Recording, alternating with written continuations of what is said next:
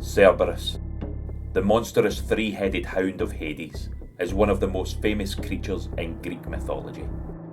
Known as the guardian of the Underworld, he serves as both a protector and a symbol of the unbreakable boundary between the land of the living and the dead. His terrifying appearance, with 3 heads, a serpent's tail, sometimes depicted with additional serpents protruding from his body, made him a formidable figure in ancient stories. However, despite his fearsome image, Cerberus was not merely a beast of destruction, but a key figure in several important myths, particularly in the 12 Labours of Heracles and the Tale of Orpheus. Cerberus was the offspring of 2 monstrous primordial beings, Typhon and Echidna. Typhon, the father of monsters, was a fearsome giant with 100 dragon heads, and Echidna, known as the mother of monsters, was half woman, half serpent, who gave birth to many of Greek mythology's most fearsome creatures.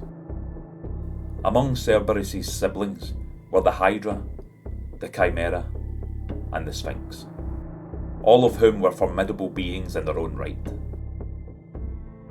As the watchdog of the Underworld, Cerberus was tasked with preventing the dead from escaping and ensuring that no living person entered without permission. This role aligned him closely with Hades, the god of the dead. Unlike many fearsome beasts of mythology that were obstacles for heroes to slay, Cerberus was more of a guardian than a killer. His job was not to attack indiscriminately, but to uphold the laws of the Underworld.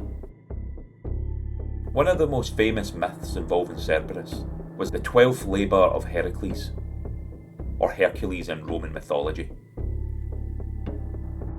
As the final and most difficult of his 12 labours, Heracles was ordered by King Eurystheus to capture Cerberus and bring him to the surface world. This task was nearly impossible, as Cerberus was a monstrous beast residing in the depths of Hades' domain. To accomplish this feat, Heracles first sought permission from Hades, who agreed on one condition. Heracles could only take Cerberus if he subdued the beast without using weapons. Relying on his immense strength, Heracles wrestled Cerberus into submission, using his bare hands to hold back the snapping jaws of the beast. After successfully dragging Cerberus to the mortal world, Heracles displayed him before Eurystheus. The terrified king immediately ordered Heracles to return Cerberus to the underworld, restoring the natural order. This story highlights Heracles' strength, courage and perseverance, while reinforcing Cerberus' role as a guardian who cannot be defeated by conventional means. Another significant myth featuring Cerberus is the story of Orpheus, the legendary musician and poet. When Orpheus' beloved wife died from a snakebite, he descended into the underworld to retrieve her.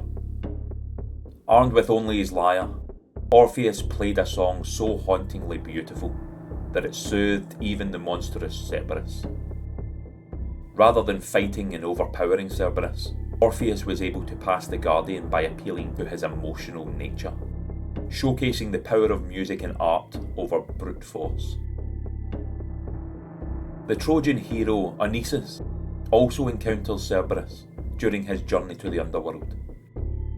Guided by Sibyl of Cumae, Odysseus and his companion must pass Cerberus to continue their journey.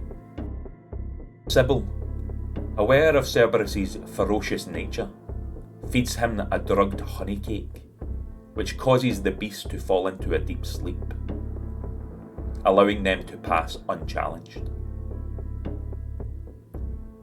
This episode is similar to the Orpheus myth, and it shows a non-violent way to deal with the guardian of the underworld.